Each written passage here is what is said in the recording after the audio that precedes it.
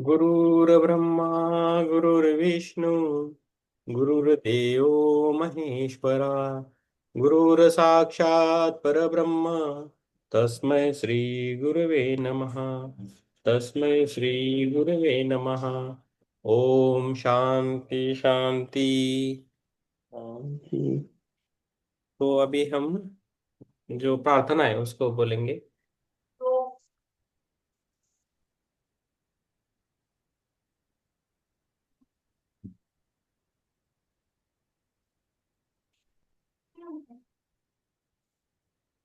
ब- पीछे बोल सकते हो, माधुरी जी आप भी बोल सकते हो। ओके। ओ हिडन लाइफ, और life vibrant in vibrant in every atom. every atom, O hidden light, or light shining in shining in every creature. every creature, O hidden love, or love embracing all embracing all in oneness. in oneness. May all who May all who feel themselves tend themselves as one with thee as one with thee, know they are know they are therefore one therefore one with every other। with every other.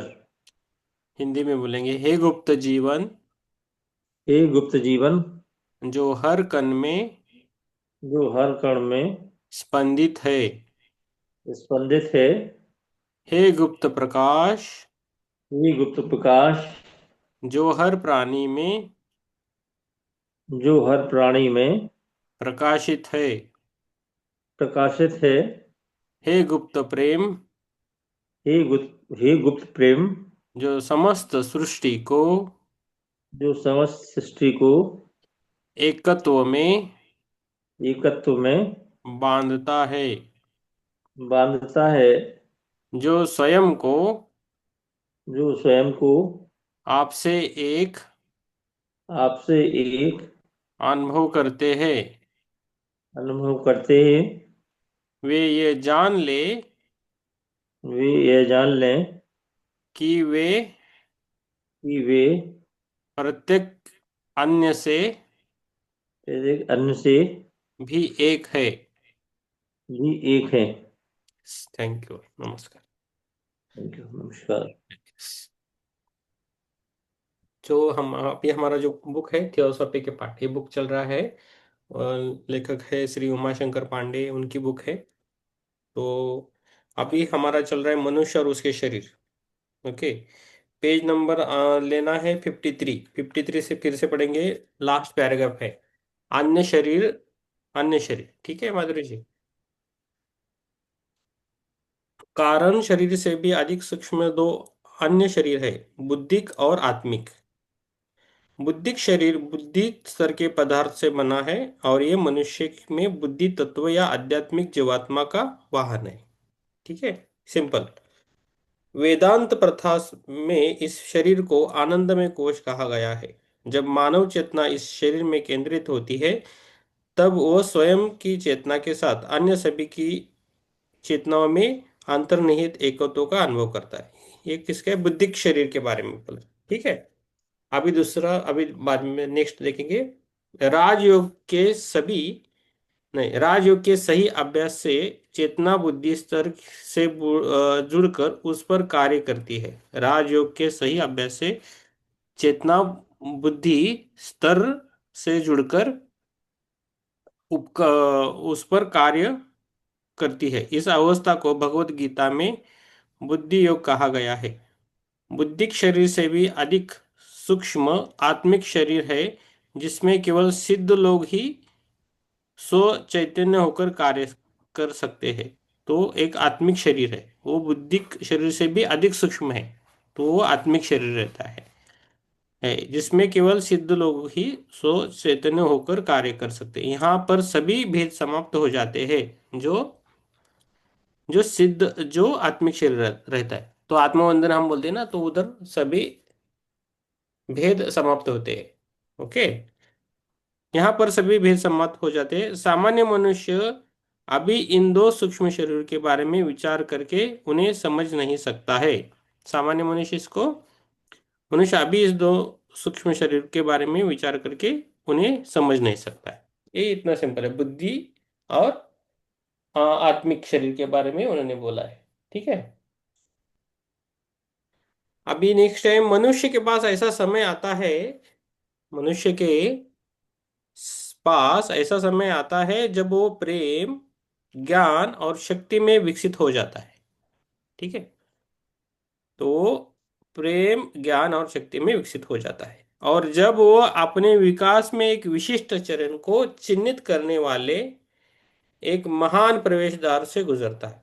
और जब वो अपने विकास में एक विशिष्ट चरण को चिन्हित करने वाले एक महान प्रवेश द्वार से गुजरता है, ये दीक्षा का प्रवेश द्वार है।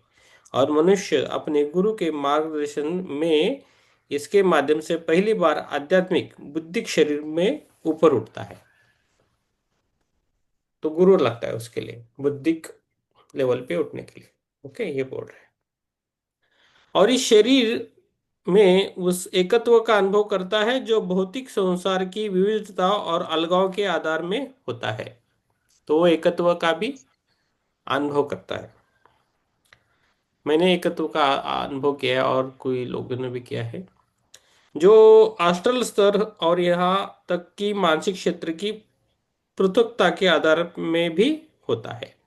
ओके, जब ये स्तर पीछे छूट जाते हैं और आध्यात्मिक शरीर, जो अष्टल स्तर और यहाँ तक कि मानसिक क्षेत्र की पृथकता के आधार में भी होता है, जब ये स्तर पीछे छूट जाते हैं और आध्यात्मिक शरीर धारण करके मनुष्य इनसे परे उठता है, तो वह अपने अनुभव में पहली बार पाता है कि अलगाव केवल तीन निचले संसारों से संबंधित है। तो वह अपने अनुभव में पहली बार पाता है कि अलगाव केवल तीन निचले संसारों से संबंधित है। ये है कि वह अन्य सभी के साथ एक है, और स्व चेतना को खोए बिना उसकी चेतना दूसरों की चेतना को आलिंगित करने के लिए विस्तारित हो सकती है, वास्तव में उनके साथ एक हो सकती है। यह वह एकत्व है जिसके लिए मनुष्य सर्वदा इच्छुक रहता है, वह एकत्व जिसे उसने सच्चा महसूस किया है और निचले स्तरों पर इसे साकार करने का व्यर्थ प्रयास किया है। वह एकत्व जिसे उसने सच्चा महसूस किया है और निचले स्तरों पर इसे आकार करने का व्यर्थ प्रयास किया है।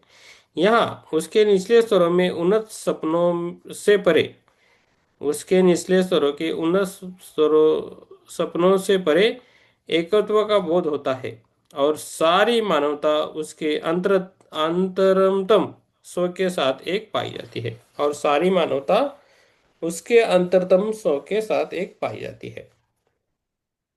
यहाँ तो फिर से पढ़ता हूं। एकत्व हम पा सकते हैं, वो एकत्व जिसे उसने सच्चा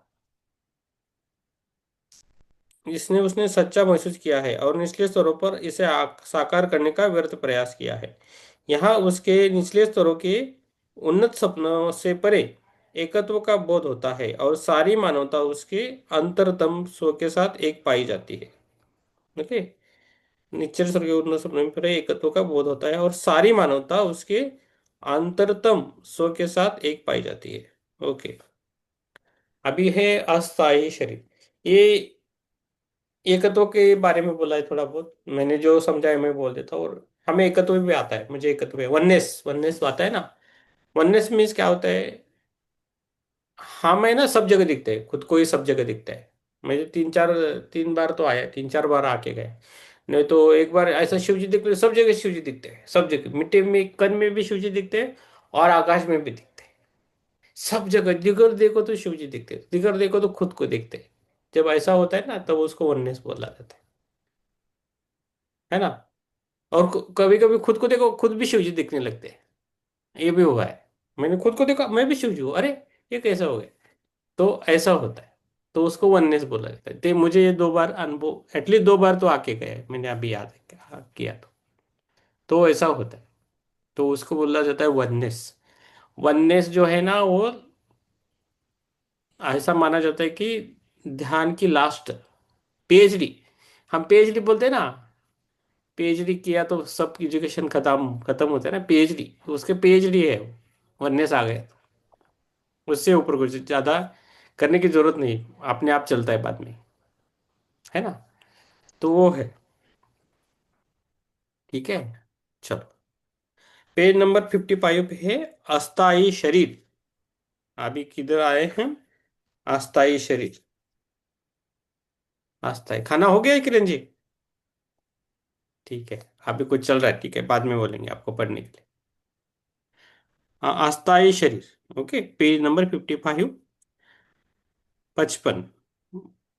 मनुष्य के दो प्रकार के अस्थाई शरीर बन सकते हैं, अस्टर पदार्थ से बनाया कामरूप और मनस पदार्थ से बनाया मायावी रूप। ये शरीर अपने गुण में अस्थाई होते हैं और इनको कृत्रिम शरीर भी कह सकते हैं। एक है एस्ट्रल पदार्थ से बनाया हुआ मायावी, बनाया काम रूप, और मनस पदार्थ से बनाया माया रूप। ये कृत्रिम भी हो सकते हैं और अस्थाई होते हैं, अस्थाई स्थाई नहीं रहते। मायावी रूप, राक्षस को बोलते हैं ना मायावी रूप लेके आया और गया, है ना, तो मायावी रूप, वो माया रूप। जब कोई व्यक्ति भौतिक शरीर के बाहर निकलता है तो वो एस्ट्रल शरीर का उपयोग कर सकता है। जब कोई इंसान भौतिक शरीर, हम कुछ कुछ चीजें दिखते हैं बाहर घूम के आते हैं ना, मीन्स एस्ट्रली, तो उसका वो एस्ट्रल शरीर का उपयोग करता है, उसको बोला जाता है।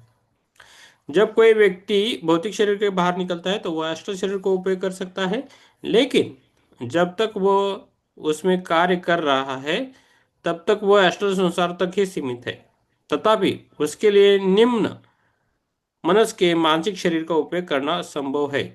तथापि उसके लिए निम्न मनस के मानसिक शरीर का उपयोग करना संभव है, मानसिक क्षेत्र में जाने के लिए, और इसमें वह एस्ट्रल और भौतिक स्तरों में भी बिना किसी बाधा या रुकावट के जा सकता है। तो मानसिक शरीर में भी घूम सकता है एस्ट्रल वाला। इस प्रकार उपयोग किए किए जाने वाले शरीर को प्रायः मायावी रूप या भ्रम का शरीर कहा जाता है। इस प्रकार उपयोग किए जाने वाले शरीर को प्रायः मायावी रूप या भ्रम का शरीर कहा जाता है, और ये मनुष्य शरीर है। इसे अलग गतिविधि के लिए पुनर्व्यवस्थित किया जाता है, और ये मनुष्य शरीर है। ओके, मनुष्य अपने मानसिक शरीर को स्वयं की समानता में बनाता है। ओके, मनुष्य अपने मानसिक शरीर को स्वयं की समानता में बनाता है और उसे अपनी छवि और समानता में आकार देता है, और फिर इस अस्थायी और कृत्रिम शरीर में अपनी इच्छा अनुसार तीन स्तरों में यात्रा करने और सामान्य मानवीय सीमाओं में से ऊपर उठने के लिए स्वतंत्र होता है। तो मानवीय सीमा उसको बाधित नहीं करती, वो उससे भी वो आगे जाता है।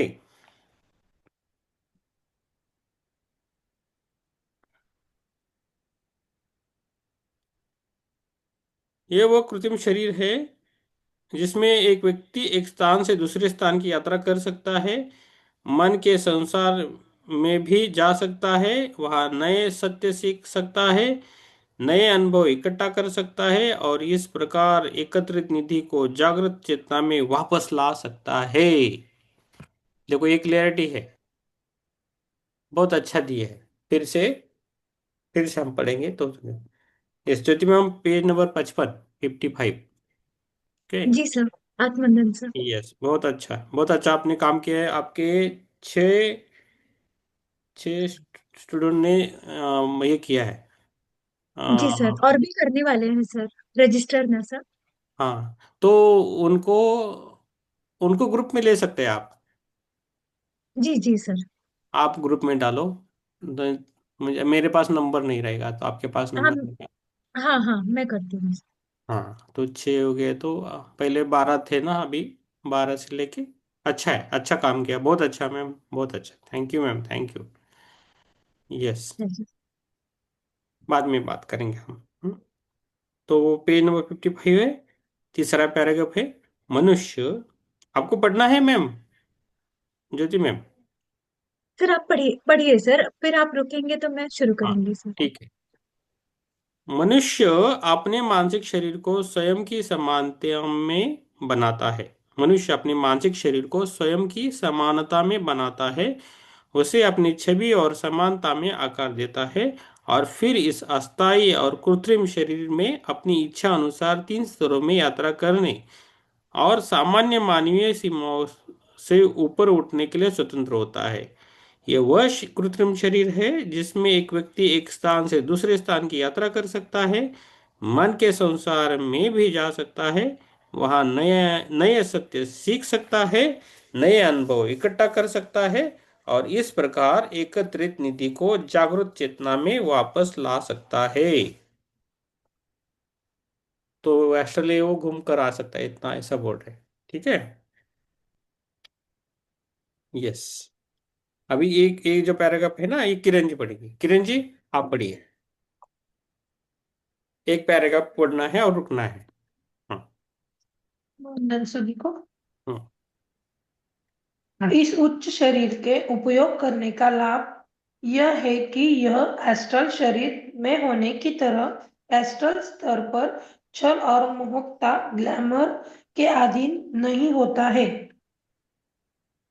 रुको अप्रेक्ष मैडम, इधर एक क्या बोल रहे हैं ना, एस्ट्रल जो, एस्ट्रल स्तर पे क्या होता है, हम एस्ट्रल जब थर्ड आई ओपन जिसका होता है ना, वो एस्ट्रल एस्ट्रल ट्रैवल करता है ना, एस्ट्रली, तो उसके साथ छल हो सकता है। वो है ना, अलग अलग उसको दिक्कत है, मीन्स पिक्चर उसको विजुलाइज विजुलाइज करके देता है।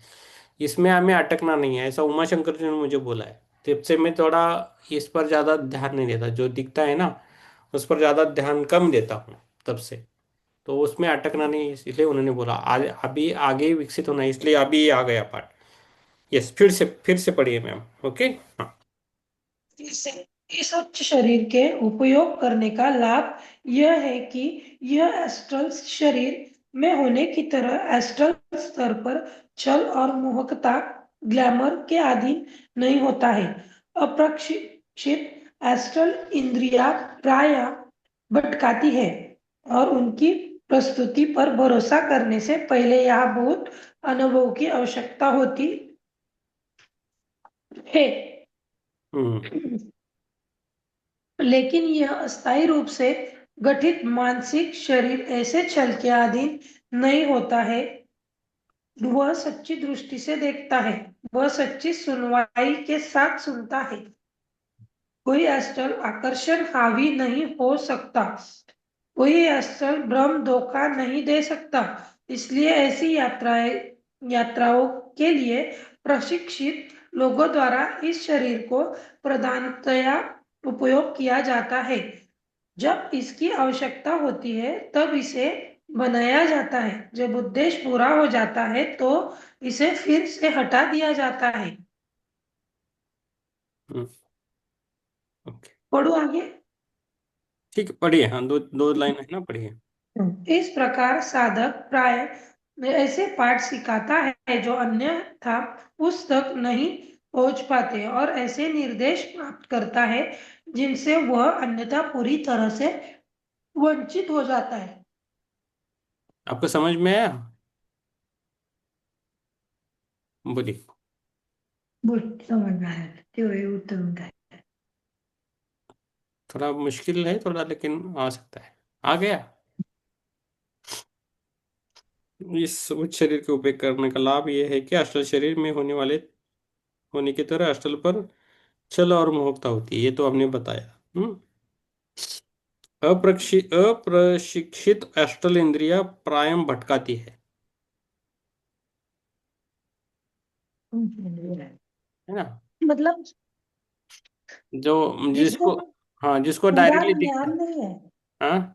पूरा ज्ञान नहीं है, अगर हम उससे ये चीजें सीखते हैं हम्म। तो हमें आगे मतलब उससे ये हो सकता है, ऐसे बताना है। पहला भटकाती है अष्ट मुझे कैसा है, आपको गाड़ी सिखा दी है, और गाड़ी पहले पहले कैसा भी आप चलाते हैं ना, इधर हम्म, इधर इधर उधर होता है, पहला। लेकिन जब आप अच्छी तरह सीखे तो कहाँ प्रॉपरली चलाते हैं, कहाँ ब्रेक मारना है, कैसा भगाना है, ये आता है। लेकिन पहले शुरुआती दिन में आप थोड़ा गड़बड़ करते, लेकिन आपको गाड़ी तो आती है, लेकिन अच्छी तरह नहीं चल पाते। हाँ, मतलब उसका ये नहीं होता है। हाँ, समझ में आया? तो वो बोल रहे हो। और उनकी वसूली पर भरोसा करने से पहले यह बहुत अनुभव की आवश्यकता होती है, इसलिए वह अनुभव चाहिए उसके लिए। ओके। हाँ। और ये सब सच रहता है, ऐसा बोल रहे हैं। लेकिन ये अस्थायी रूप से गठित मानसिक शरीर है, ऐसे छल के अधीन नहीं होता है। वो सच्ची दृष्टि से देखता है और सच्ची सुनवाई के साथ सुनता है। ओके। कोई अस्ट्रल आकर्षण हावी नहीं हो सकता। कोई अस्ट्रल भ्रम धोखा नहीं दे सकता। इसलिए ऐसी यात्राओं के लिए प्रशिक्षित लोगों द्वारा इन शरीरों को प्रधानतया उपयोग किया जाता है। तो हमें अच्छी शिक्षा लेना है और आगे जाना है, ऐसा बोल रहे हैं। ओके। यस। निकिता जी। अब आगे पढ़ो।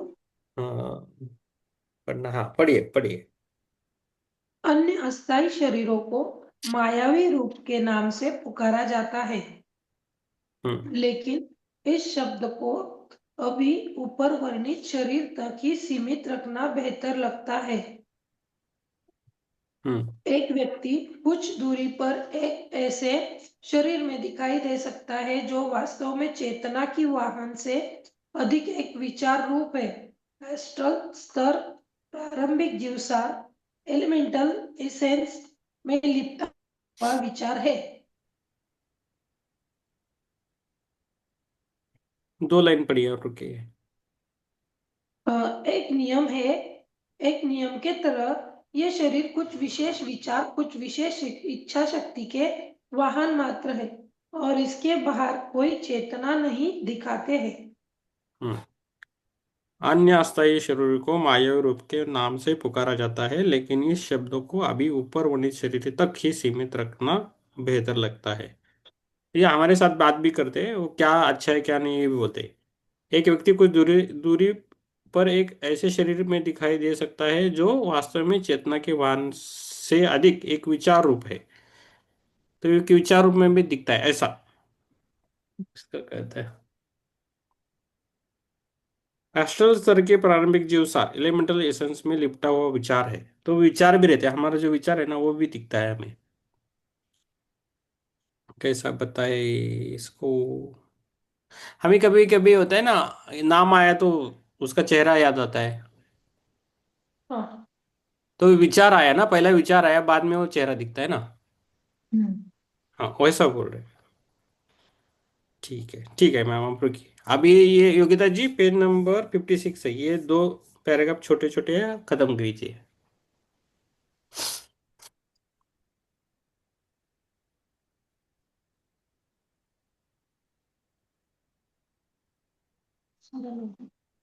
हेलो। हाँ, बोलो। बोला मैडम, 56, पेज नंबर 56। एक सिद्ध व्यक्ति ना, हाँ, एक सिद्ध व्यक्ति। आत्मा धर्म से हम्म। एक सिद्ध व्यक्ति एक ही समय अपना एक से अधिक माया शरीर बना सकता है और अपने उन शरीरों को अलग अलग दूर के स्थानों को भेजकर आवश्यकता अनुसार उन स्थानों पर कोई विशेष कार्य मानसिक स्तर पर कर सकता है। इन हम्म। कृत्रिम का उल्लेख केवल सरसरी तौर पर ही करने की आवश्यकता है। तो रावण का हमारे उदाहरण है ना, श्री कृष्ण जी का है। श्री कृष्ण उन्होंने कितना 10 इतनी शादियां की थी। तो वो हर घर में रहते थे श्री कृष्ण जी, सब जगह रहते थे, डेली। तो इतने वो मायावी रूप ले सकते थे। उसको बोला जाता है मायावी शरीर। श्री कृष्ण को याद रखिए मायावी शरीर के बारे में। ठीक है। एक सिद्ध व्यक्ति एक समय अपना एक से अधिक मायावी शरीर बना सकता है और अपने उन शरीर को अलग अलग दूर के स्थानों पर भेजकर आवश्यकता अनुसार उन स्थानों पर कोई विशेष कार्य मानसिक स्तर पर कर सकता है। मायावी शरीर ज्यादातर राक्षस लोग यूज करते हैं ना। हिडम्बा थी ना, हिडम्बा का मायावी शरीर था। और बहुत सारे राक्षसों ने मायावी शरीर का यूज किया, लेकिन देवों को कभी मायावी शरीर यूज नहीं करते, डायरेक्टली करते ना, सूक्ष्म सूक्ष्म रूप धारण करते हैं। कोई योगी जो है वो सूक्ष्म रूप से जाता है, ऐसा बोला जाता है ना, आकाश मार्ग से गए, सूक्ष्म रूप से गए, इतना तो पता है। क्योंकि ये प्रॉपरली दिया है कौन सा शरीर कैसा यूज होता है। हमारे एक्चुअली हमारा जो फिजिकल शरीर है उसके ऊपर 6 और शरीर है। तो एक इथरिक बॉडी है, भावनिक बॉडी है, कार्मिक है, बौद्धिक है, आत्मिक है ना। इन कृत्रिम शरीर को उल्लेख केवल सरसरी तौर पर ही करने की आवश्यकता है, तो कभी कभी यूज कर सकता है, ऐसा वो बोल रहे हैं। अभी हम पार्ट पढ़ेंगे 57 पे, इथरिक डबल या लिंग शरीर। ओके। मानव जीवात्मा को उसके विकास के लिए दिए गए वाहनों या शरीरों में से एक महत्वपूर्ण है इथरिक डबल या लिंग शरीर, जिसे जीवनिक वाइटल शरीर भी कहा जाता है। इतरिक, अभी इतरिक डबल या लिंग शरीर बोले जाते हैं ना, तो इतरिक मीन्स हमारे ऊपर एक फीट का ऊपर रहता है ऐसा पूरा उसके। और इतरिक शरीर क्या, हमने देखा कि वो सूर्य प्रकाश को भी ले सकता है। मानव जीवात्मा को उसके विकास के लिए दिए गए वाहनों या शरीर में से एक महत्वपूर्ण है इतरिक डबल या लिंग शरीर, जिसे जीवनिक वाइटल शरीर भी कहा गया है। इतरिक डबल उस अर्थ में एक शरीर नहीं है जिसे अर्थ में एस्ट्रल या सघन भौतिक शरीर है। इतरिक डबल उस अर्थ में एक शरीर नहीं है, एक शरीर ही नहीं, उसके ऊपर रहता है,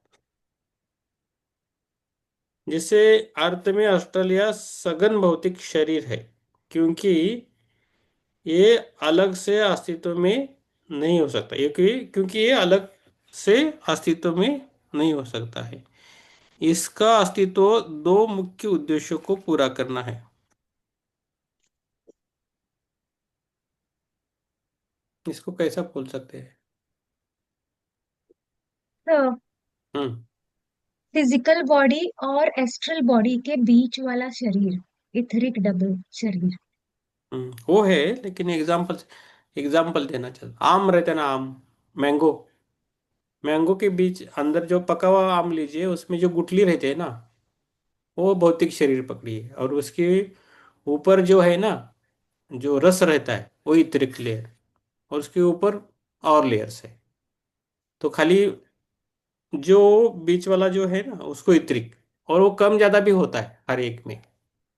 वो गुठली के अंदर भी एक छोटी गुठली होती है सर। हाँ वो है, लेकिन उसको नहीं पकड़ो अभी, इतना ही पकड़ो, उसके अंदर मत जाओ अभी।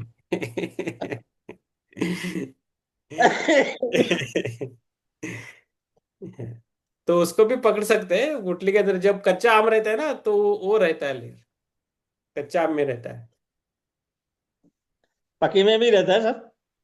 पक्के में भी आवाज आता है ना बाद में, वो जब छूट जाता है तब वो गुठली के अंदर गुठली होता है, सूखने के बाद आवाज आता है, साहब बजाते हैं ना। जी जी सर। हाँ, लेकिन जब नॉर्मल रहता है तो बजता नहीं है वो। उसे सूखने के बाद ही उसको फिर क्या बोलते हैं उसका दूसरा बीज निर्माण होता बीज है। बीज हम्म। निर्माण का। बीज निर्माण होता है। ओके। ठीक है, हम उधर नहीं जाएंगे, उतना हम मैंगो का रिसर्च नहीं करेंगे, हम अभी शरीर का रिसर्च करेंगे, ठीक है। तो भौतिक शरीर और सूक्ष्म अटल तथा मानसिक शरीर के बीच की एक कड़ी के रूप में कार्य करना, और ख गने भौतिक शरीर को जीवन शक्ति प्रदान करना, घने भौतिक शरीर को जीवन शक्ति प्रदान करना। तो उसका हमने ये भी सुना था कि हम सनलाइट में रहते हैं ना, सूर्य प्रकाश, सो इतनी बड़ी सूर्य प्रकाश लेता है और हमारे शरीर को भी देता है ऊर्जा। तो लास्ट पे हमने लास्ट पार्ट में पढ़ा है ना, तो सनलाइट भी हमें चाहिए, एटलीस्ट 8 मिनट तो चाहिए डेली मिनिमम। उसके ऊपर ज्यादा लिया तो अच्छा रहता है। घने भौतिक शरीर को पुष्टि प्रदान, इस प्रकार ये भौतिक शरीर में कुछ कार्यों का उत्पन्न करता है और उन्हें बनाए रखता है, जैसा कि हम आगे देखेंगे। ठीक है, आगे वाला ये ज्योति में हम पढ़ेंगे। ओके। जी सबसे पहले हम भौतिक संसार के नाम से परिचित अस्तित्व की वास्तविक संरचना की जांच करें। सबसे पहले हम भौतिक संसार के नाम से परिचित अस्तित्व की वास्तविक संरचना की जांच करें। एक बार यह सुनिश्चित हो जाने के बाद हम यह समझने की स्थिति में होंगे कि मनुष्य का भौतिक शरीर अपने पदार्थ के संदर्भ में कैसे संरचित है। बुनियादी रसायन शास्त्र ने तत्वों के 3 मौलिक स्तरों की पहचान की है: ठोस, तरल और गैस। गुप्त विज्ञान 4 और जोड़ता है, यह बताते हुए कि हालांकि वे भी भौतिक हैं, किंतु वे भौतिक पदार्थ की गैसीय अवस्था से भी अधिक सूक्ष्म या महीन है। ये महीन गैसें भौतिक जगत के ईश्वर क्षेत्र को बनाती हैं। भौतिक माने जाने के बावजूद इस इथरिक पदार्थ को विकास की वर्तमान अवस्था में इंद्रियों द्वारा देखा या अनुभव नहीं किया जा सकता है, क्योंकि मैडम फिर से उसकी। पढ़िए। आपके अंडरस्टैंडिंग बहुत अच्छे है, हमारे इतने नहीं। फिर से पढ़िए मैम। जी, शुरू से सर। हाँ, शुरू से पढ़िए और सबसे समझाइए। हाँ। पहले जी सबसे पहले हम भौतिक संसार के नाम से परिचित अस्तित्व की वास्तविक संरचना की जांच करें।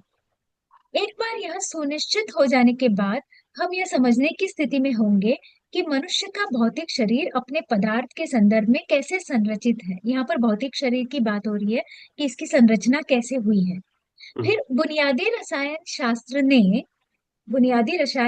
शास्त्र ने केमिस्ट्री ने हम्म, तत्वों के 3 मौलिक स्तरों की पहचान की है: सॉलिड, लिक्विड एंड गैसियस, ठोस करेक्ट है। और गैस। गुप्त विज्ञान 4 और जोड़ता है, इसमें 4 और जोड़े गए हैं गुप्त विज्ञान के द्वारा, यह बताते हुए कि हालांकि वे भी भौतिक हैं, वे जो 4 जोड़े गए हैं वे भी भौतिक हैं, किंतु वे भौतिक पदार्थ की गैसीय अवस्था से भी अधिक सूक्ष्म या महीन है। तो पहले 3 और ये 4 सभी भौतिक हैं, मगर वो महीन है। ये जो 4 है वो बहुत सूक्ष्म है। ये महीन गैसें है तो गैसें ही, ये महीन गैसें भौतिक जगत के इथर क्षेत्र को बनाती हैं। भौतिक माने जाने के बावजूद इथरिक पदार्थ को विकास की वर्तमान अवस्था में इंद्रियों द्वारा देखा या अनुभव नहीं किया जा सकता है, क्योंकि उनकी सीमा इसकी अनुभूति के लिए पर्याप्त नहीं है। इसलिए भौतिक संसार के इस अति महत्वपूर्ण हिस्से के अस्तित्व को वर्तमान में विज्ञान द्वारा नहीं सोचा जाता है, किंतु प्रशिक्षित अतीन्द्रिय दृष्टाओं क्लैरवोयंस के साक्ष्य, साथ ही कई ऐसे लोगों जिनके पास इंद्रियों की सामान्य सीमा से परे देखने की स्वाभाविक प्रवृत्ति है, के साक्ष्य इन इतरों के अस्तित्व की पुष्टि स्पष्ट रूप से करते हैं। यहाँ ये बात कही गई है कि भौतिक शरीर हमारा है, और मैटर जिसकी बात हम करते हैं भौतिकता, और इसमें सॉलिड, लिक्विड और गैसियस 3 चीजें हैं। इसके अलावा 4 चीजें हैं जो गुप्त विज्ञान ने हमें बताई हैं, जो खुली आंखों से नहीं देखी जा सकती, न तो उन पर कोई रिसर्च हो सकता है। ये सिर्फ उस प्रकार के लोग ही इसको देख और समझ सकते हैं जिनमें वो ज्ञान है, जिनमें वो दृष्टि है। ये भौतिक तो है चारों चीजें, मगर मतलब सॉलिड, लिक्विड और गैसियस की तरह ही ये जो 4 चीजें गुप्त विज्ञान ने बताई हैं वो भौतिक तो है, पर दिखती नहीं है खुली आंखों से, और इसके लिए अलग दृष्टि की और समझ की आवश्यकता होती है। जैसा कि पहले कहा गया है, गुप्त विज्ञान 7 बुनियादी प्रकार के पदार्थों द्वारा संरचित एक विश्व को मानता है, जो गोले में व्यवस्थित होते हैं और एक दूसरे के साथ अंतर्भेदन करते हुए परस्पर क्रिया करते हैं। यह भी माना गया है कि प्रत्येक क्षेत्र का पदार्थ 7 उप प्रकारों में विभाजित है। इन परिकल्पनाओं के अनुसार भौतिक संसार निम्नलिखित संरचना दर्शाता है: एक, परावर्तक ईथर; दूसरा, प्रकाश ईथर; तीसरा, जीवन ईथर; चौथा, रासायनिक ईथर; और ये चारों इथरिक क्षेत्र हैं। पांचवा गैसें, छठा तरल पदार्थ, सातवां ठोस। ये सभी रासायनिक क्षेत्र हैं, यानी घनी है। सामान्य समझ यह है कि मानव शरीर ठोस, तरल और गैसीय पदार्थ से बना है, और समकालीन विज्ञान यही रुक जाता है। हालांकि गुप्त विज्ञान में हमें बताया गया है कि यदि यदि यह हमारे भौतिक शरीर का वह भाग, इथर भाग, जिसे हम नहीं देख सकते, नहीं होता, तो ये रासायनिक तत्व निष्क्रिय और बेकार हो जाते। हमारे भौतिक शरीर के इथर भाग को इथरिक डबल कहा जाता है। इसका नाम इस तथ्य के कारण है कि यह घने रासायनिक भाग परमाणु दर परमाणु, अणु दर अणु की सटीक प्रतिकृति बनाता है। यहाँ ये ये बात कही है। हाँ हाँ मैडम, ये जो पैराग्राफ है ना, फिर से पढ़ना नहीं, आप समझाइए। जी, इसमें ये कहा गया है, इन्होंने पहले ऊपर वो चार पदार्थ बताए हैं और फिर तीन बताए हैं जो हमको हमें दिखाई देते हैं, जिसे केमिस्ट्री ने या फिर रिसर्चर्स ने प्रूफ किया है। पर जो इथरिक चार क्षेत्र है, परावर्तक, प्रकाश, जीवन और रासायनिक, ये जो चार क्षेत्र हैं उस वो हमें दिखाई नहीं देते, वो कह रहे हैं।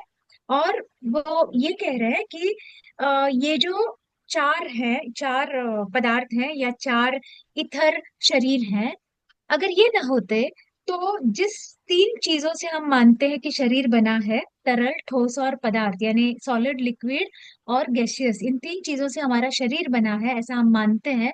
ये सारे पदार्थ और ये सारे तीनों चीजें व्यर्थ होती अगर वो इथरिक चार चीजें नहीं होती, जिसे हम देख नहीं सकते। तो कहने का ये मतलब है कि ये चार चीजें ही हैं जो इन तीन चीजों को सार्थकता प्रदान करती है। यानी इंसान के भौतिक शरीर की संरचना में जो तीन चीजें नजर आती हैं, इनको सार्थक बनाती हैं, जीवंत बनाती हैं, गति प्रदान करती हैं। कौन? इथरिक शरीर की ये चार चीजें। Thank you ma'am. यस। धन्यवाद सर। यस, कहते हैं।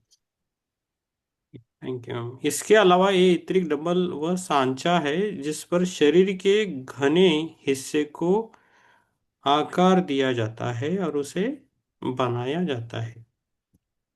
पृथ्वी पर ओजोन लेयर है ना, पृथ्वी पर ओजोन लेयर है ना, ओजोन पता है नहीं, ओके ठीक है। इसके अलावा एक क्या सर? पृथ्वी पर एक ओजोन करके लेयर है, O3 उसको बोलते हैं, ऑक्सीजन O2 है वैसा। जी सर। हाँ, तो ओजोन लेयर है ना, वो हर जगह पृथ्वी पर एक जैसा नहीं है। जिधर उसको छेद है उधर वो किरणें डायरेक्टली आती है, सूर्य किरणें, बहुत ताकतवर किरणें आती है। तो वैसा ही इत्रिक हमें बचाता है। इत्रिक के बारे में हम, वो इत्रिक वैसा ही काम करता है। इसके अलावा ये इत्रिक डबल वो साचा है जिस पर शरीर के घने हिस्से को आकार दिया जाता है और उसे बनाया जाता है। ऐसा कहा जाता है कि इस प्रक्रिया को चार उच्च बुद्धिमत्ताओं, जिन्हें कर्म के स्वामी के रूप में जाना जाता है, द्वारा निर्देशित किया जाता है, जो कई लघु देवदूत संस्थाओं के एजेंसी के माध्यम से जीवात्मा की कर्म स्थिति के अनुसार भौतिक शरीर के इथरीय साँचे को आकार देते हैं, जिस शरीर में आने वाले जन्म में जीवात्मा रहेगा।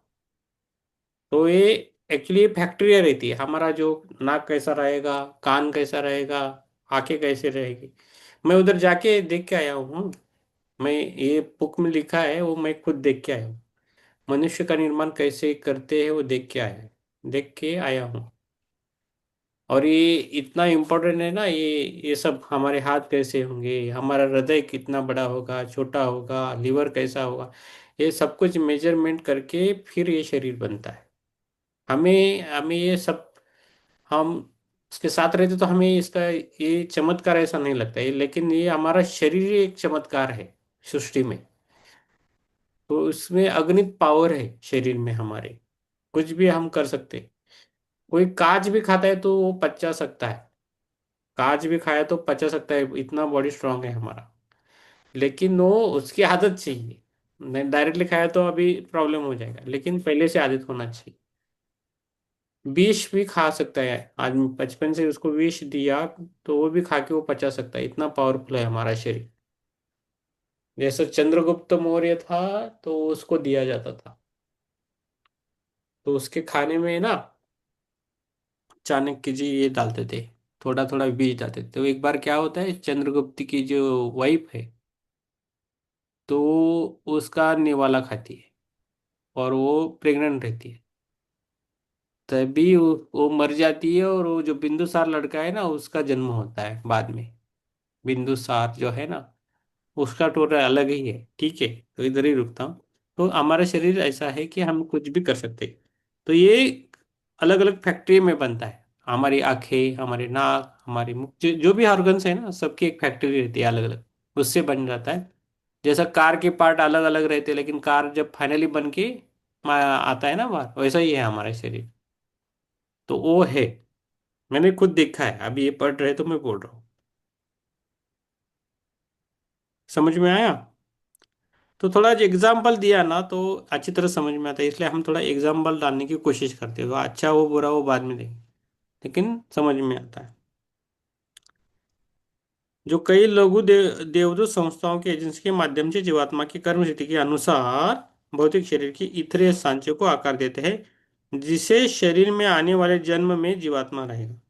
प्रकृति द्वारा नियोजित ये विधि ये सुनिश्चित करने के लिए है कि प्रत्येक नए जीवन पर हम उन कारणों के सटीक प्रभावों का अनुभव करें जिन्हें हमने पिछले जन्मों में उत्पन्न किए हैं। उदाहरण के लिए, यदि पिछले जन्म में हमारे कार्य क्रूरता या स्वार्थ से निर्धारित हुए थे, तो अगले जन्म में होने वाली माँ के गर्भ में भ्रूण के निर्माण के प्रभारी देवदूत एक मजबूत और स्वस्थ शरीर के निर्माण के लिए आवश्यक सभी तत्वों से सुसज्जित नहीं हो सकते हैं। और इसका परिणाम ये हो सकता है कि बच्चा शारीरिक विकलांगता के साथ पैदा हो। इसके विपरीत, यदि हमारे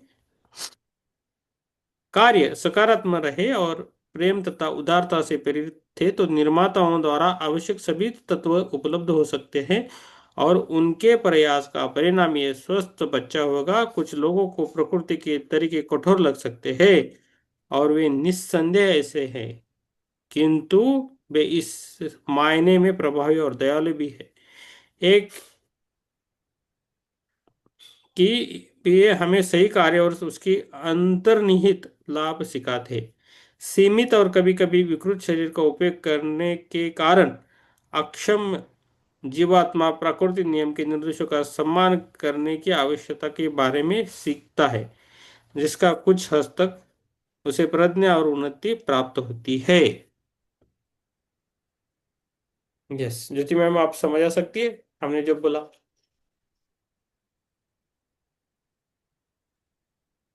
सर एक बार फिर से पढ़ो। ठीक है, ठीक है, ओके।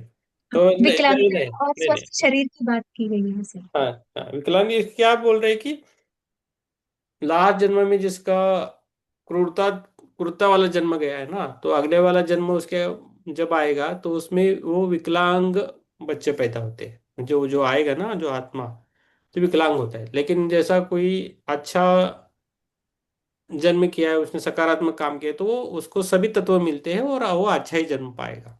इतना इजी है, इतना ही बोल रहे हैं। वो भी कर्मों के अनुसार बोल रहे हैं। वो उनको कर्म के अनुसार उनको उनके कर्मों के अनुसार उनका शरीर बनाया जाता है और वैसा ही उनका जन्म रहता है। इतना इजी है। अभी हमें ये सीखना है कि इसमें से हम कुछ तो इस जन्म में कुछ सीखने के लिए आए हैं। जो हमारे साथ जो भी अच्छा या बुरा ये हो या समस्या आ रही है, उसके लिए हम खुद जिम्मेदार है, उसके लिए ना कोई नहीं है। तो उसके लिए हमें ध्यान करना है, प्रकृति को ग्रेटिट्यूड देना है और फॉरगिवनेस करके आगे जाना है। ये हम कर सकते हैं, ये करना है। ठीक है, कोई डायरेक्टली जादू नहीं आएगा। हम ही जादू पैदा करना है। जितना ध्यान करेंगे उतना हम, जितना ध्यान करने से क्या होता है, कॉन्शियसनेस बढ़ता है और आगे जाता है। ठीक है, ये है। कुछ हद तक प्रज्ञा और उन्नति प्राप्त होती है, तो उसके लिए कुछ हद तक हम प्रज्ञा और उन्नति प्राप्त करने, हम हमेशा उन्नति को ही चाहते हैं एक्चुअली, ये बोल। हम्म। नहीं, 953 है मैडम। ज्योति मैम, ये लास्ट पैराग्राफ पढ़िए मुझे, एक वयस्क, हाँ ये वाला पूरा पढ़िए और बोलिए। एक ही पैराग्राफ में सर? एक। एक पैराग्राफ पढ़िए, उसके बाद देखेंगे आगे वाला हाँ, करते जी। एक वयस्क में इथरिक डबल घने भौतिक शरीर से लगभग 15 सेंटीमीटर आगे तक फैला होता है। एक वयस्क में इथरिक डबल घने शरीर भौतिक शरीर से लगभग 15 सेंटीमीटर आगे तक फैला होता है। इसका आयाम अतीन्द्रिय दृष्टाओं द्वारा आड़ू फूल पीच ब्लॉसम के रंग के प्रकाश के रूप में देखा जाता है, जो भौतिक शरीर को पूरी तरह से घेरे हुए प्रतीत होता है। गर्भावस्था के दौरान जब भ्रूण का विकास हो रहा होता है, तो इथर पदार्थ का केवल एक हिस्सा ही उपयोग किया जाता है। बाकी को ईथर परमाणुओं के भंडार के रूप में छोड़ दिया जाता है, जिससे जन्म के बाद और उसके वयस्क होने तक बढ़ते घने शरीर की सहायता के लिए जीवन शक्ति खींची जाती है। इस प्रकार अतीन्द्रिय दृष्टि से अवलोकन करने पर एक बच्चे का इथरिक डबल उसके घने शरीर से कहीं अधिक बाहर निकलता हुआ दिखाई देगा। तो यहाँ ये कहा है सर शायद कि एक जो वयस्क व्यक्ति है, प्रौढ़ व्यक्ति है, उस व्यक्ति के से उसकी जो बॉडी है, उसका जो शरीर है, उससे लगभग 15 सेंटीमीटर आगे तक इथरिक डबल उसका शरीर फैला होता है। जब वह अपनी माँ की कोख में होता है, छोटा बच्चा भ्रूण, तब उसमें सिर्फ उसका एक अंश, एक भाग उसके लिए यूज होता है, उपयोग में लाया जाता है, और जो बाकी जो इथरिक डबल का जो बाकी हिस्सा है, वो परमाणु के रूप में छोड़ दिया जाता है। कि बच्चा जब जन्म लेगा और बढ़ता जाएगा और वयस्क हो जाएगा, तो उसकी जीवनी शक्ति को बढ़ाए रखने के लिए वो परमाणु आगे चलकर इथरिक डबल के दूसरे हिस्सों के रूप में सामने आकर उसकी रक्षा कर सकते हैं। हम्म। यस। यस, आगे वाला पढ़िए। जी जी।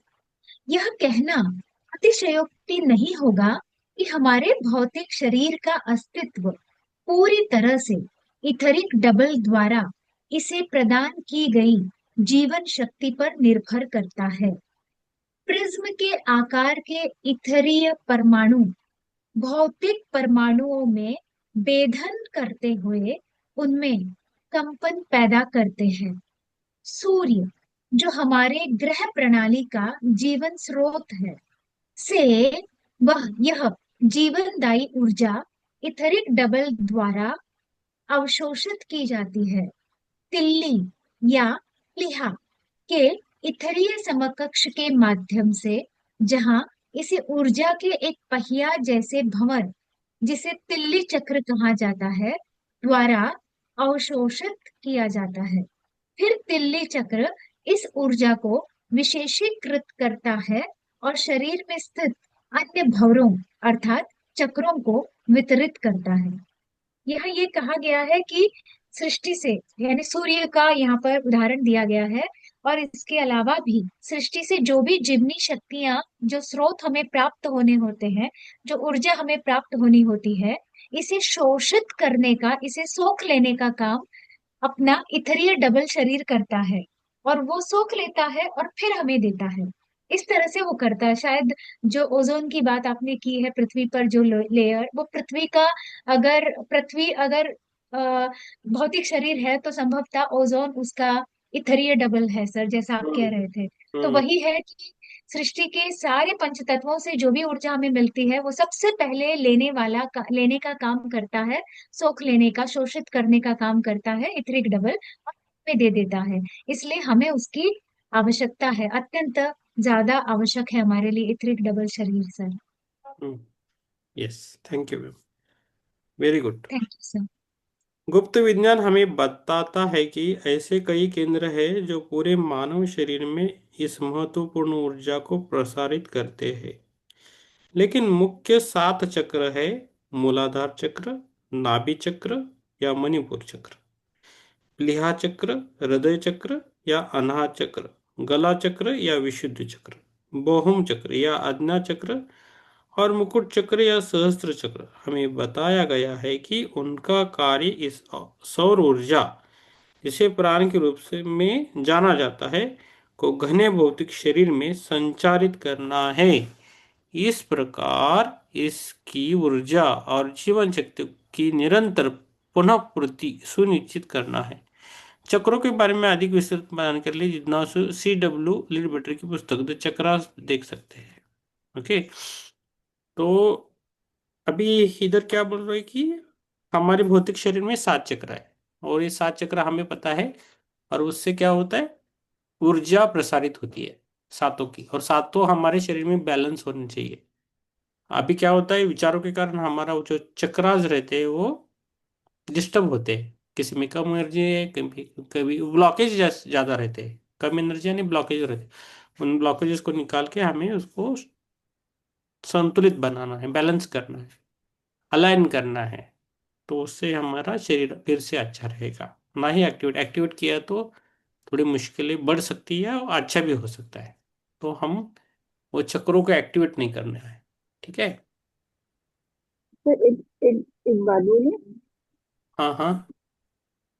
जो उन्होंने कहा है तिल्ली या प्लीहा के हम्म इतरिक के माध्यम से, जहाँ इसे ऊर्जा के एक पहिया जैसे भवन, ये मतलब ये एक्चुअली स्वादिष्टान चक्र हुआ। मणिपुर ये स्वादिष्टान। हाँ, क्योंकि नीचे मूलाधार वही चक्र। हाँ, मूलाधार चक्र, स्वादिष्टान चक्र, चक्र, मतलब वो मणिपुर या प्लीहा चक्र। हाँ। स्वादिष्टान चक्र से वो इतरिक एनर्जी हम लेके वो सब बाकी के चक्रों को दिए जाती है शायद, ऐसा उनका कहना है। नहीं, सातों चक्र लिए उन्हें। हाँ, लेकिन पहले ये वहां से इतरिक डबल दिल्ली या हम्म प्रीहा के इतरिक हम्म दिल्ली या प्लिया की इथरीय समकक्ष के माध्यम से, जहां उसे ऊर्जा के एक पहिया जैसे भंवर, जिसे तिल्ली चक्र कहा जाता है, द्वारा अवशोषित किया जाता है। फिर तिल्ली चक्र उस ऊर्जा को विशेषकृत करता है और शरीर में स्थिर अन्य भंवर चक्रों को विस्तृत करता है। हाँ, बराबर।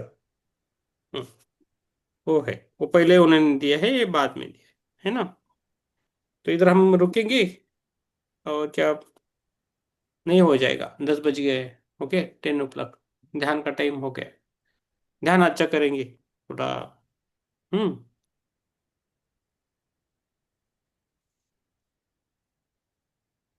ठीक है, ध्यान के लिए आइए। तो हमें ध्यान अच्छा करना है कि नहीं।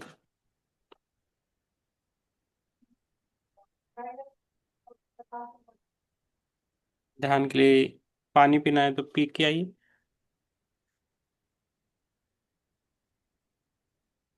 थोड़ा अलग करेंगे ध्यान, ध्यान में आप रहिए।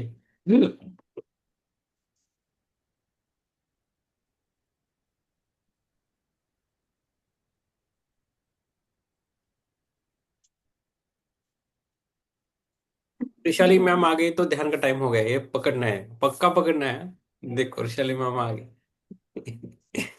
हाँ, आपकी आवाज नहीं आ रही।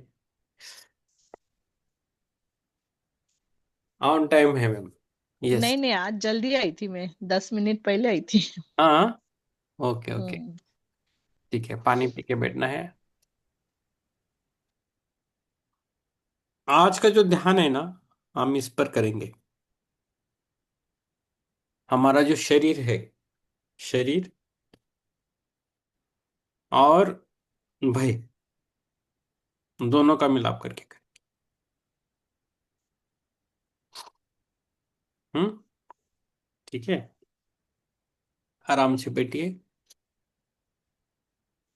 घेतलं तरी चालेल, रोज एक चक्रावर घेतलं तरी.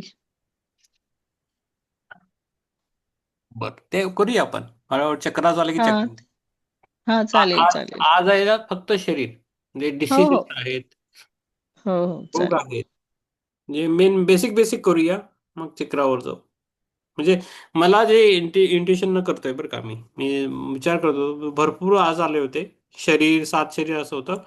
खरं एक शरीर घेऊया, भौतिक शरीर, त्याचे रोग, प्रत्येकाला काहीतरी प्रॉब्लेम असतोच, असतो नसतो, होणार असेल तरी पण तो जाईल या दृष्टीनं करूया. आणि दुसरी गोष्ट भय, भीती, ह्या दोन्ही गोष्टीचा मिलाप करून करूया.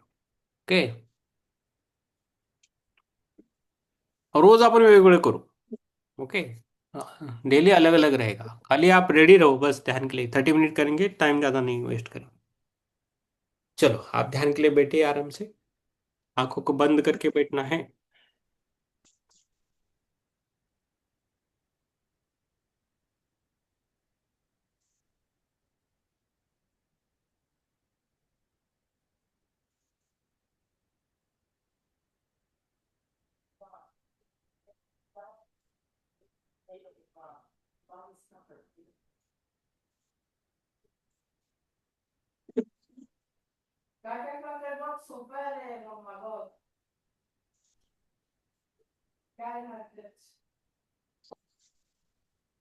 आराम से बैठना है, सांसों को लेना है.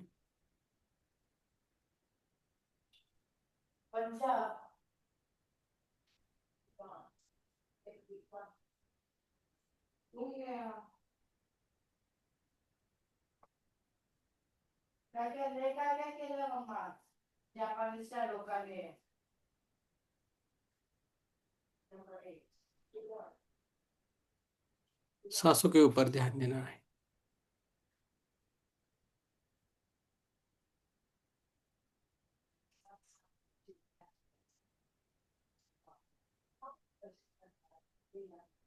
खुद को देखना है उसमें, कहाँ हूं मैं. खुद के अंदर जाना है.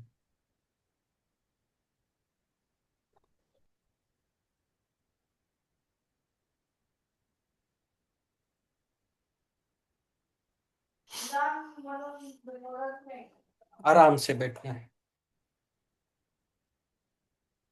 सांसों पे ध्यान देना है, उठना नहीं है बीच में.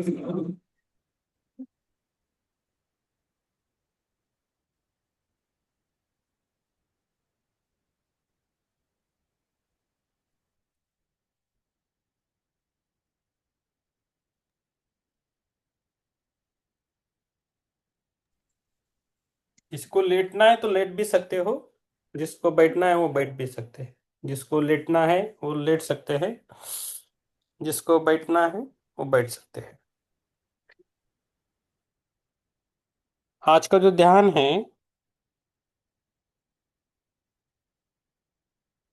मानव शरीर की कोशिकाएं, रोग और भय, कृतज्ञता, क्षमा, ध्यान.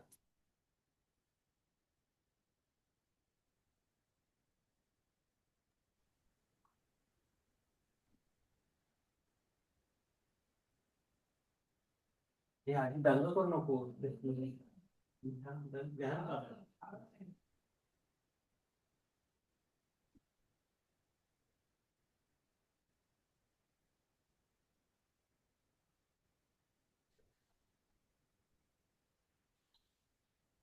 रीढ़ सीधी रखना है, शरीर ढीला रखना है, आंखें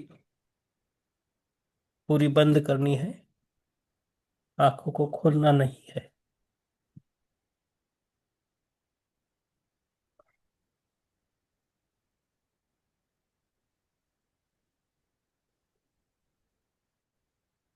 अभी थोड़ी गहरी सांस को लेना है, सांस को अंदर लेना है और छोड़ देना है.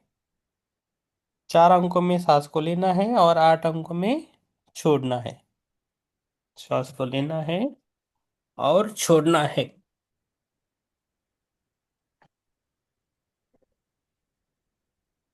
हर सांस के साथ शरीर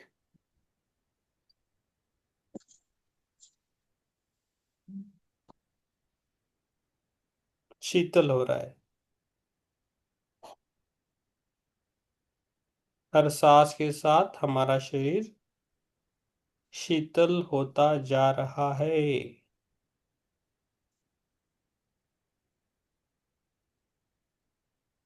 हमारा मन वर्तमान क्षण में आ रहा है.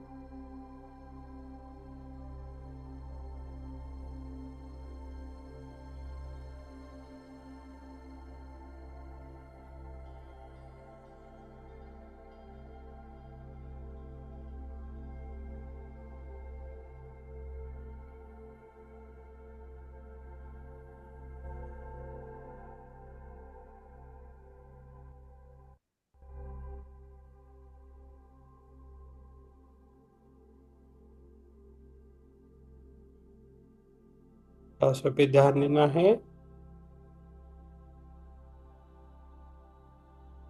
अब अपना ध्यान पूरे शरीर पे लेके जाना है। हमारा पूरा ध्यान हमारा पूरा ध्यान पूरे हमारे शरीर पे लेके जाना है। कल्पना करें, आपका शरीर खरबों, लाखों, करोड़ों जीवित कोशिकाओं से बना है। आपका शरीर खरबों जीवित कोशिकाओं से बना है। हर कोशिका जीवित है, चेतन है, बुद्धिमान है। हर कोशिका जीवित है।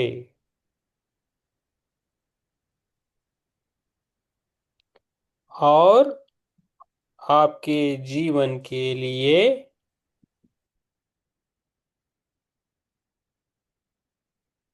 सेवा करने के लिए आई है। और वो आपके जीवन की सेवा कर रही है।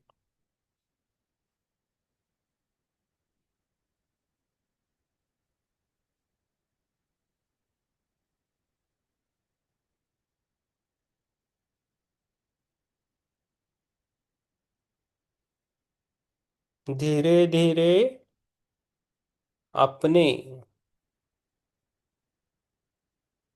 मन में कहे, मन ही मन में कहे, मेरी हर कोशिका स्वस्थ है, मेरी हर पेशी स्वस्थ है, मेरी हर सेल स्वस्थ है, मेरी हर सेल ऊर्जा से भरी है, मेरी हर सेल ऊर्जा से भरी है,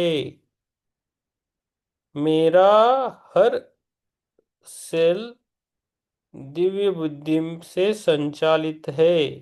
मेरी हर कोशिका दिव्य बुद्धि से संचालित है। उन सेल्स को हमें महसूस करना है।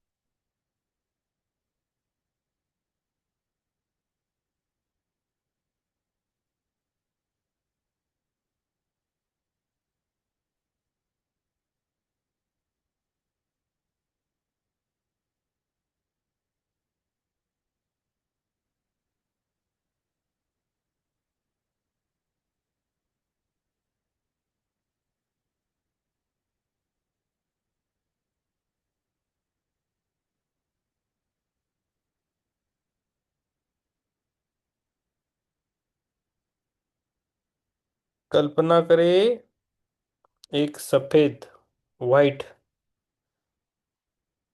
गोल्डन प्रकाश हमारे हर सेल्स में प्रवेश कर रहा है।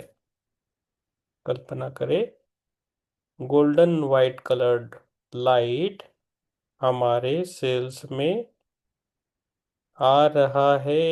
हमारे शरीर के हर सेल्स में वो आ रहा है। ये प्रकाश कमजोर कोशिकाओं को सशक्त कर रहा है। ये प्रकाश कमजोर सेल्स को शक्तिवान बना रहा है, उसको शक्ति प्रदान कर रहा है।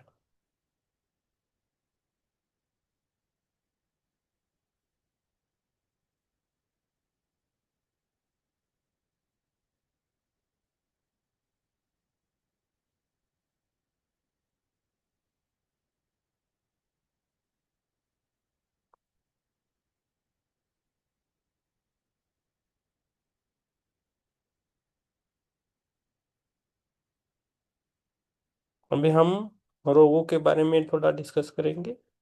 रोगों का भावनात्मक और ऊर्जात्मक उपचार करेंगे। सांसों पर ध्यान देना है, सांस को लेना है और छोड़ देना है। अब अपने शरीर के उस भाग पर ध्यान ले जाए जहां कभी दर्द, रोग या असुविधा रही हो, या कोई दर्द हो या प्रॉब्लम है, उस शरीर के भाग पर हमें हमारा ध्यान लेना है। कोई नाम न दे, बस उसे ऊर्जा के रूप में देखे। उसे कुछ नाम नहीं देना है, उसको ऊर्जा के रूप में देखना है। अब मन में ये कहे, मैं इस रोग से नहीं लड़ रहा हूं, मैं इस रोग से नहीं लौट रहा हूं।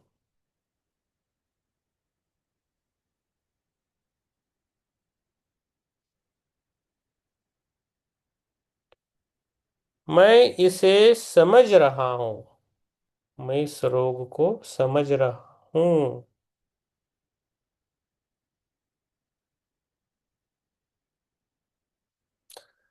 मैं इसे प्रेम दे रहा हूं, मैं इसे प्रेम दे रहा हूं।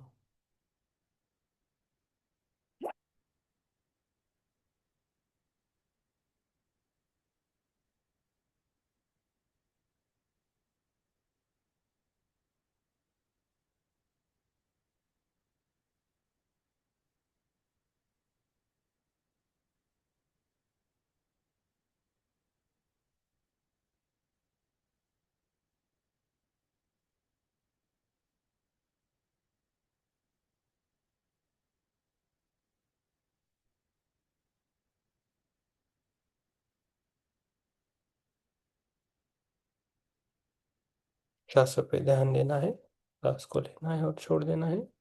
कल्पना करें वही स्वर्णिम प्रकाश उस क्षेत्र को घेर रहा है, उस रोग को घेर रहा है, और धीरे धीरे वहां की नकारात्मक स्मृतियां धुल कर समाप्त हो रही है। धीरे धीरे उधर की नकारात्मक स्मृति धीरे धीरे खत्म हो रही है। हर रोग अब सीख बनकर शरीर से विदा हो रहा है। हर रोग आ रहा है, उससे हम कुछ सीख रहे हैं और हमसे वो विदा हो रहा है।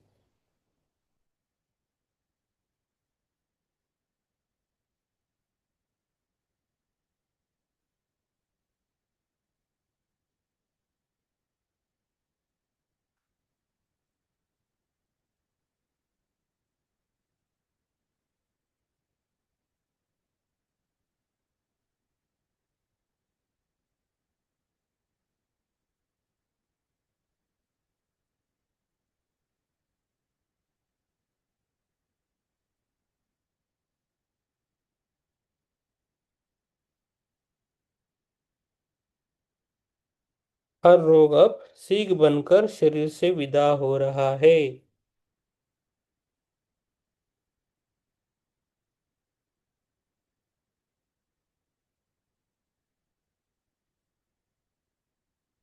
सांसों पे ध्यान देना है और छोड़ देना है। भाग 3 हमारा है भय, फियर से मुक्ति ध्यान। अभी फियर से मुक्ति ध्यान, भय से मुक्ति।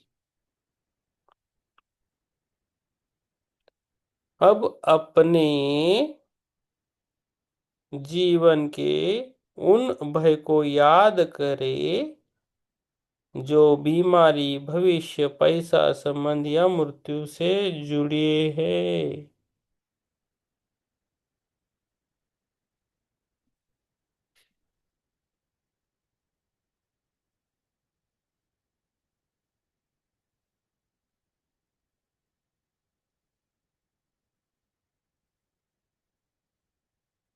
अब अपने जीवन के उन भय को याद करें जो बीमारी, भविष्य, पैसा संबंध या मृत्यु से जुड़े हैं। उन्हें दबाए नहीं, बस देखे और स्वीकार करे उन भावनाओं को। डर को दबाना नहीं है, उससे देखना है, स्वीकार करे। अब मन में धीरे धीरे कहे। अब मन में धीरे धीरे कहे,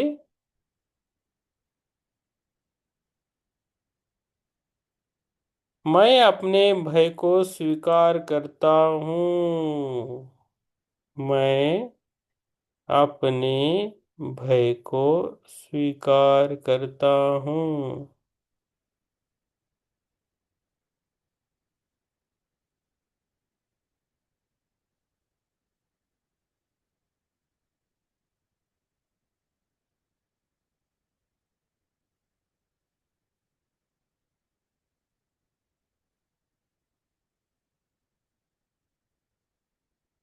मैं अपने भय को स्वीकार करता हूँ। मैं जानता हूँ भय केवल विचार है। मैं जानती हूँ भय केवल विचार है।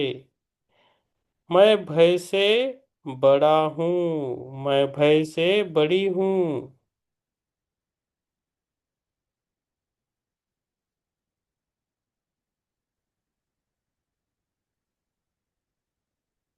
हर सांस के साथ हमारा भय बाहर निकल रहा है।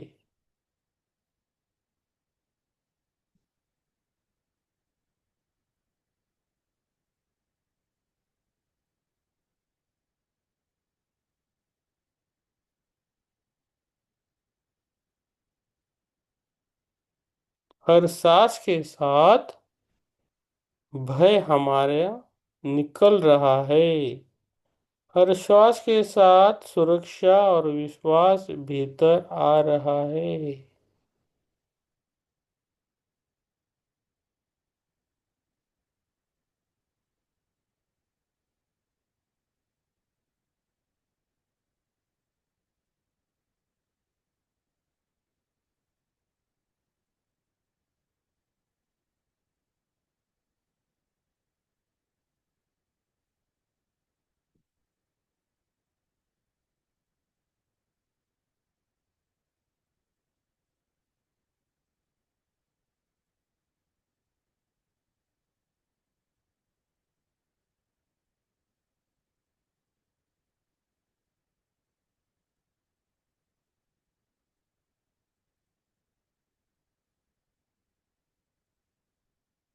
सांसों पे ध्यान देना है, सांस को लेना है और छोड़ देना है।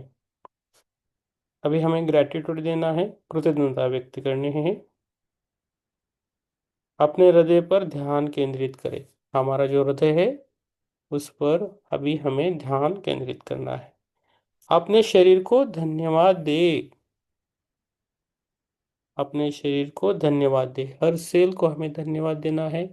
शरीर के हर एक ऑर्गन को धन्यवाद देना है और सभी रोगों को धन्यवाद देना है। उसने हर परिस्थिति में आपका साथ दिया है। जो हमारा शरीर है वो हमारे साथ हर परिस्थिति में रहता है। मन में कहे, धन्यवाद मेरी आंखों को। धन्यवाद मेरी आंखों को।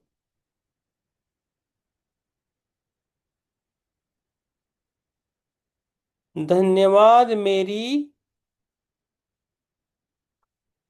कोशिकाओं को, सेल्स को। धन्यवाद मेरे हृदय को।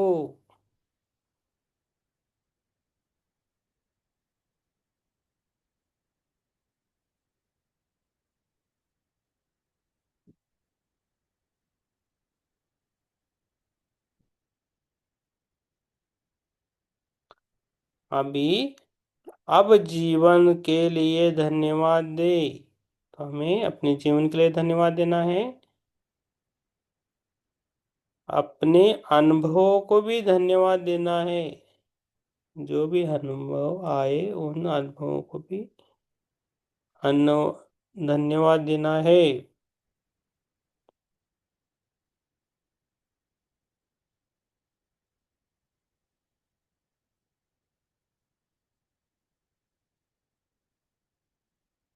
हमें कृतज्ञता की भावना रखना है, वो पूरी अपने शरीर में फैल रही है।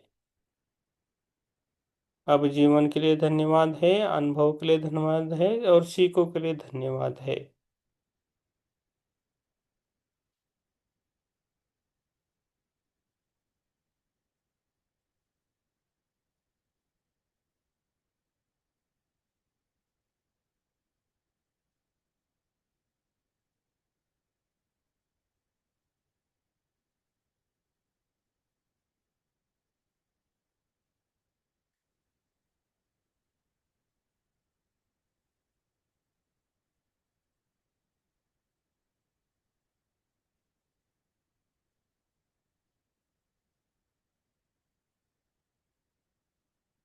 अब अपने जीवन में किसी एक व्यक्ति को याद करें जिससे आपको पीड़ा पहुंची हो, जिसने आपको ज्यादा पीड़ा पहुंचाई है, उसको याद करना है। वो कोई भी हो सकता है, घर में, रिलेशन में, फ्रेंड सर्कल में,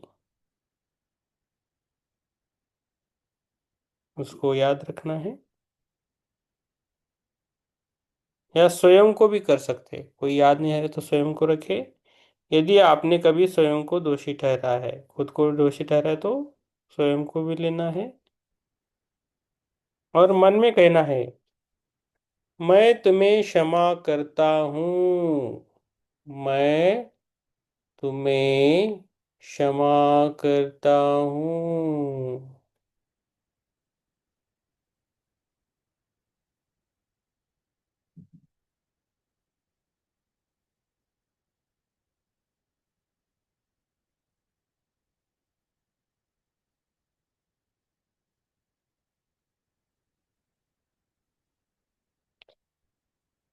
मैं तुम्हें क्षमा करता हूँ, मैं स्वयं को क्षमा करता हूँ, मैं इस बंधन से मुक्त हूँ।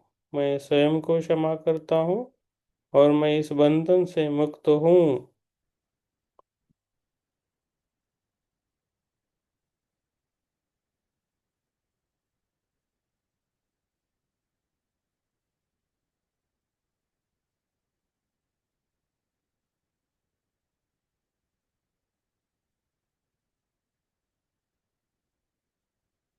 कल्पना करना है अभी। एक कल्पना करें, एक हल्का सफेद प्रकाश आप और उस व्यक्ति के बीच के सभी ऊर्जात्मक बंधन को प्रेम पूर्वक काट रहा है। आप और जो व्यक्ति आपने लिया है, उसका जो कर्म, कर्म नहीं, हल्का सा प्रकाश है, एक हल्का सफेद प्रकाश आप और उस व्यक्ति के बीच के सभी ऊर्जात्मक बंधन को प्रेम पूर्वक काट रहा है। और धीरे धीरे हमारा शरीर हल्का हो रहा है, हम हल्का खुद को महसूस कर रहे हैं।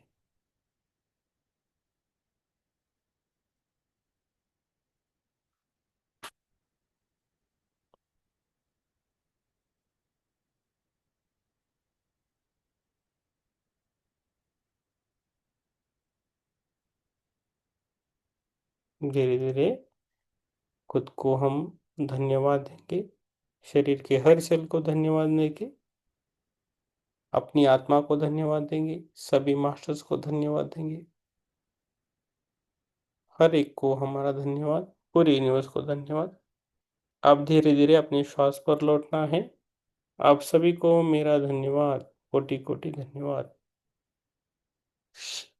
आपने धीरे धीरे अपने श्वास पर श्वास लेना है और छोड़ देना है। शरीर में शांति आ रही है, मन में स्पष्टता आ रही है, हृदय पे हल्कापन आ रहा है। श्वास को लेना है और छोड़ देना है, सांस को लेना है और छोड़ देना है।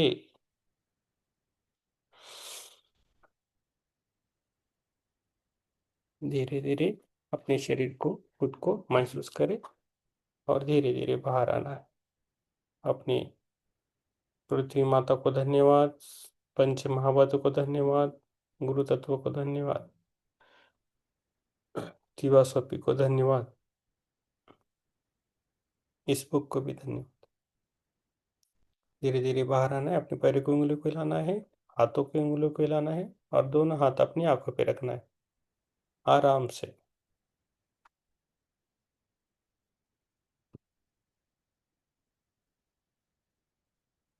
आप सभी को मेरा धन्यवाद। Thank you.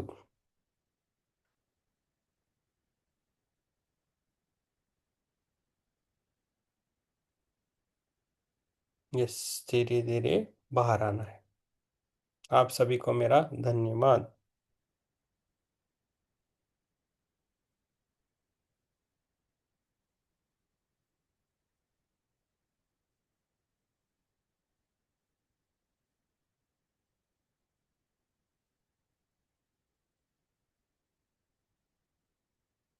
यस, धीरे धीरे बाहर आना है। वृषाली मैम बोल सकते हो आप चेतन में हो, बाकी सभी गहरी ध्यान में है। आत्मवंदन सर. आत्मवंदन में छान लागलं ध्यान. लागलं ना? Hmm. Yes, thank you ma'am, thank you. Yes yes thank you sir. Yes, thank you ma'am, thank you.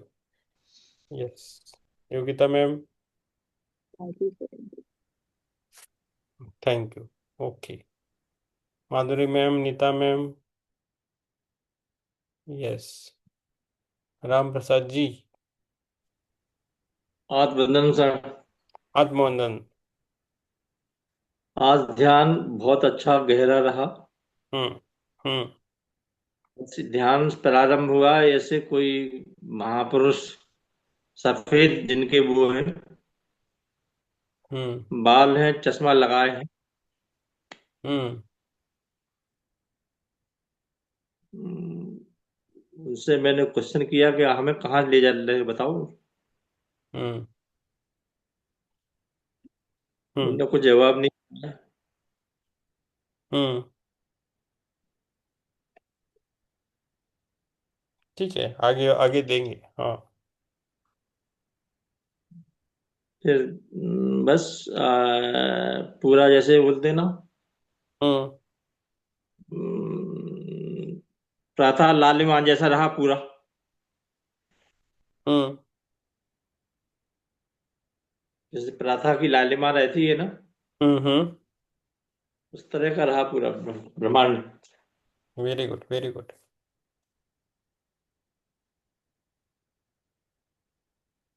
Thank you, thank you. Very good, अच्छा आ रहा है. आप अभी लिखा करो, डायरी, एक डायरी लीजिए और लिखना है आपको अभी. जो भी है आप ठीक है. लोग, आपको ट्रेनिंग के लिए यूज होगा. जी सर, ठीक है सर. ठीक है. Yes, thank you. Yes, Kiran ji. ध्यान अच्छा था सर. Yes, thank you. आप बीच सब में थोड़ी नींद लग गई थी. ठीक है, अच्छी बात है. Yes, thank you. अभी ज्योति मैम, विवेक. सर, ध्यान बहुत अच्छा और काफी गहरा था सर. हम्म. बहुत बहुत धन्यवाद. बहुत बहुत धन्यवाद. Hmm. Thank you, thank you. आत्मवंदन सर. आत्मवंदन. Jyoti sir. Sir thank you sir. Thank you. Yes, बाकी सब ग्रुप में डाले हो. सबको ध्यान अच्छा लगा हो. हम धीरे धीरे चेंज खुद को प्रैक्टिकल की तौर से हम ध्यान कराएंगे. ठीक है. बस आप सभी को मेरा धन्यवाद. Thank you so much. शुभ रात्रि, शुभ रात्रि, शुभ रात्रि. शुभ रात्रि.